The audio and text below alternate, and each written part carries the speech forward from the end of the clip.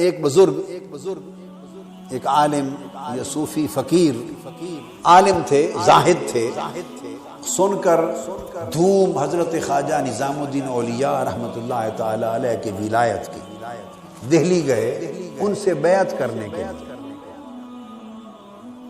تو ان کے پاس رہے سارا دن، تو فارغ ہو کے دیکھا کہ نماز سے فارغ ہوئے تو سارا دن لوگ آ گئے، کوئی دم کروا رہا ہے، کوئی پھونک مروا رہا ہے، کوئی دعا کروا رہا ہے، کوئی زیارت کر رہا ہے، تو ہجوم ہی ہجوم ہے لوگوں کا۔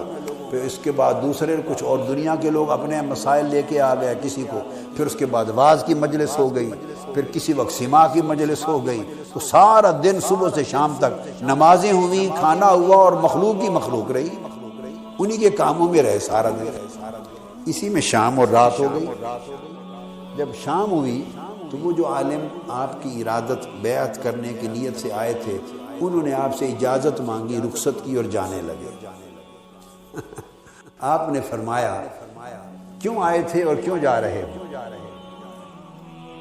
عرض کیا آیا تھا آپ کی ولایت اور کرامت کی دھوم سن کر، چرچا سن کر، تو بس اب واپس جا رہا ہوں۔ تو فرمایا بیعت تو نہیں کی تم نے؟ اب اہل حال کو، اہل مقام کو، اہل اللہ کو مریدوں وغیرہ کا ان کا تو بزنس ہی نہیں ہوتا، یہ مرید پیری مریدی۔ جو پیری مریدی کا بزنس کریں سمجھیں، نہ وہ اہل مقام ہیں، نہ اہل حال ہیں، نہ اہل کیفیت، وہ اہل تجارت ہے۔ یہ چوتھی قسم ہے۔ جو پیری مریدی کا بزنس کرتے ہیں، بزنس پیری مریدی کو بزنس کرتے ہیں، اہل مقام تو کیا ہونا، نہ اہل حال نہ اہل کیفیت، تو چلو ہر کوئی ہوتا ہے، ہر مسلمان ہی ہوتا ہے، اہل تجارت ہے۔ جن کی ادھر جڑ جاتی ہے ان کو تو کسی کی حاجت نہیں ہوتی، لگ جاتی ہے کہ وہ بھی تلاش کرتے پھریں مریدوں کو اور پکڑ دھکڑ کرتے پھریں۔ کہ اللہ والا جب کامل ہوتا ہے تو اس کی تو پہچان یہ ہے کہ وہ تو اس کی لوگ، وہ اللہ کا متلاشی ہوتا ہے، مریدوں کا متلاشی نہیں ہوتا۔ وہ تو پھر اس کو مارکیٹنگ مینیجر رکھنے کی کوئی ضرورت نہیں ہوتی، اس کی کرامتیں بیان کرے تو اس کے مقامات بیان کرے اور خوب اچھالے، اس کو اونچا لے جائے، پھر پکڑ دھکڑ کرے مریدوں کو۔ یہ بزنس ہے۔ حضور داتا گنج بخش سیدنا علی حجویری قدس سرہ العزیز فرماتے ہیں کہ میں اپنے شیخ کے ساتھ آذربائیجان کی طرف وسطی ایشیا کی ریاستوں میں سفر پہ تھا۔ ایک قصبے سے گزرے، ہم نے ایک فقیر کو دیکھا، وہ مانگ رہا تھا۔ ایک فقیر کو دیکھا، وہ مانگ رہا تھا۔ تو میں نے پوچھا یہ خرقہ پوش ہے، جبہ صوفیاء کا جبہ خرقہ پوش ہے، یعنی لباس بتاتا ہے کہ صوفی ہے، اہل تصوف ہے، مگر لوگوں سے مانگ رہا ہے۔ کسی نے اس کو دے دیا کہ جھولی پھیلا کے مانگ رہا ہے، تو یہ اتنے ذلیل کیوں ہو گیا کہ اہل دنیا سے مانگ رہے ہیں، اہل دنیا کے سائل ہو گئے۔ یہ حضور داتا صاحب نے فرمایا کشف المحجوب میں، فرماتے ہیں تو میرے شیخ نے مجھے کہا بیٹے یہ مال کے پیچھے اس لیے ہے کہ اس کا پیر مریدوں کے پیچھے۔ جو شیخ مریدوں کا طالب ہو جائے، اس کے مرید جب خلیفے اور خود پیر بنتے ہیں وہ مال کے طالب ہو جاتے ہیں۔ کہ مریدوں کا طالب ہونا مال و دولت کے طالب ہونے سے بھی زیادہ بدتر ہے۔ مال و دولت کے طالب ہوئے تو کھلا نظر آ گیا نا کہ طالبان دنیا ہیں، مال و زر کے طالب ہیں۔ تو جو مریدوں کا طالب ہے تو وہ تو ظاہر یہ کرتا ہے کہ میں تمہیں جنت پہنچانے کے لیے تمہیں لے رہا ہوں تمہارے لیے، وہ تو آخرت کی بات کرتا ہے، تو دھوکہ دے ہے۔ تو مقصد بات کا یہ ہے کہ جب کوئی جتنا بلند ہوتا ہے وہ اتنا خلق سے بے نیاز ہوتا ہے، پھر وہ خلق کی خدمت کرتا ہے۔ انہوں نے کہا کہ آیا اس لیے تھا خواجہ نظام الدین اولیاء رحمۃ اللہ علیہ سے کہ آپ سے بیعت کروں گا، تو فرمایا پھر بیعت تو نہیں کی، واپس جا رہے ہو؟ اس نے کہا سارا دن میں نے دیکھا، صبح سے رات تک آپ تو مخلوق کے ساتھ ہی رہے، آپ تو مخلوق کے ساتھ ہی رہے، تو خالق کے ساتھ کس وقت ہوتے ہیں؟ کوئی وقت فرصت کا آپ کا نہیں دیکھا کہ جس میں جانوں کہ اس وقت آپ خالق کے ساتھ ہیں؟ آپ تو صبح سے رات تک بیٹھا رہا، مخلوق کے ہجوم میں ہی رہے، تو خالق کے ساتھ ہونے کا تو وقت ہی نہیں نکالا، تو میں واپس چلا۔ آپ ہنس پڑے، مسکرا پڑے، یہ ایک باریک لطیف نکتہ تھا، آپ سمجھ گئے، اس کی سمجھ میں نہیں۔ آپ نے فرمایا اچھا ایک رات رک جا، ہمارا دن دیکھا ہے رات بھی دیکھ لے، دن دیکھا ہے رات بھی دیکھ لے۔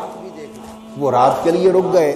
آپ نے فرمایا اپنے خدام کو کہ اس کا بستر میرے کمرے میں اندر ہی بچھا دیا، اندر بچھا دیا۔ نماز عشاء سے لوگوں سے وظائف اوراد سے فارغ ہوئے تو حضرت خواجہ نظام الدین اولیاء رحمۃ اللہ علیہ آ کے لیٹ گئے، اور وہ مصلی پر بیٹھ گیا، ساری رات تلاوت کرتے رہے وہ، پھر پچھلی رات تو یہ نفل پڑھتے رہے۔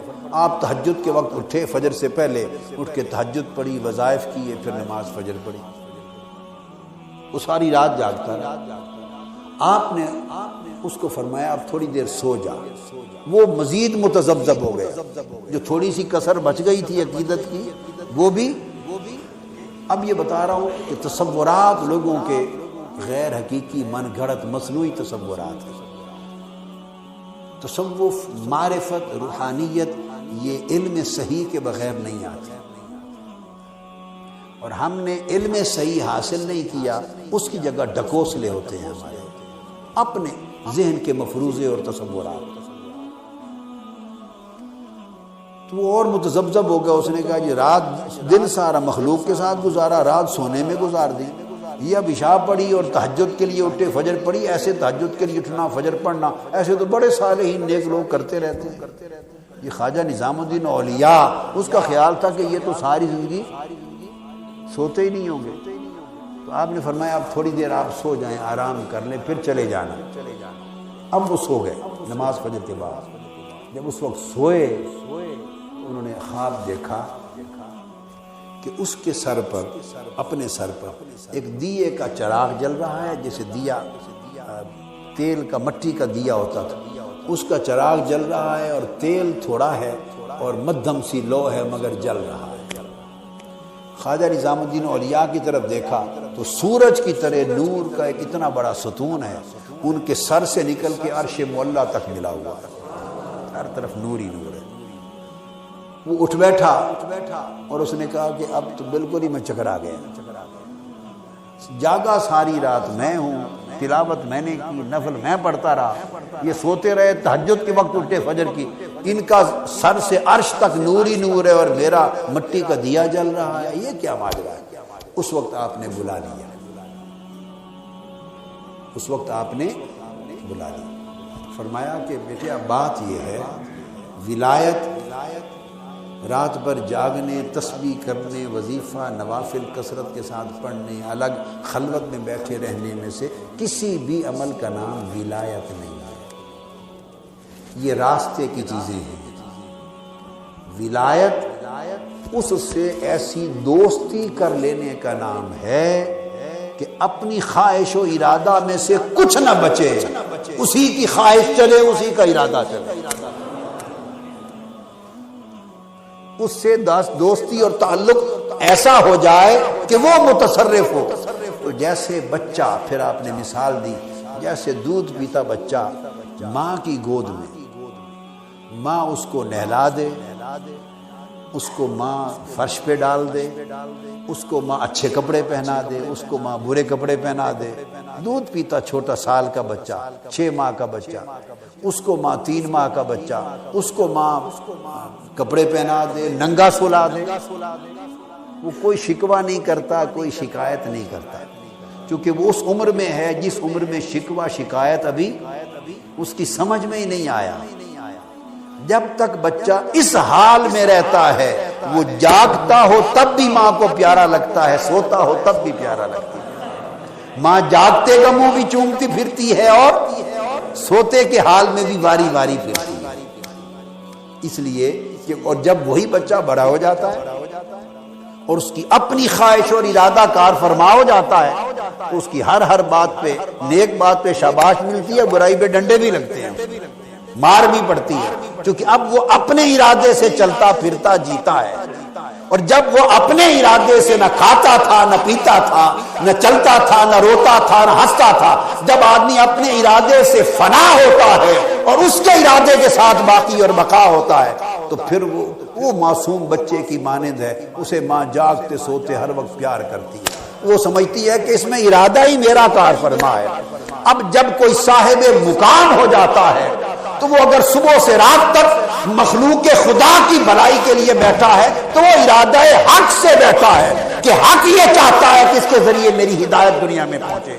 تو وہ لوگوں سے ملے تو تب بھی مولا کا کام ہے، تنہا بیٹھے تب بھی رب کا کام ہے، وہ جاگے تب بھی رب کے کام میں ہے، وہ لیٹے تب بھی رب کے کام میں ہے۔ اس کی ساری زندگی خود سپردگی کا مرکز بن جاتی ہے۔ تو ولایت خود سپردگی کا نام ہے، ولایت خود سپردگی کا نام ہے۔ اب وہ فیصلہ کرتا ہے کہ اس سے کیا کام لینا ہے، وہ نہیں فیصلہ کرتا کہ میں نے یہ کرنا ہے۔ اجرا تو اسی سے ہوتا ہے، دماغ ہاتھ پاؤں تو اسی کے چلتے ہیں، مگر فیصلہ وہ کرتا ہے کہ اس نے کیا کرنا ہے۔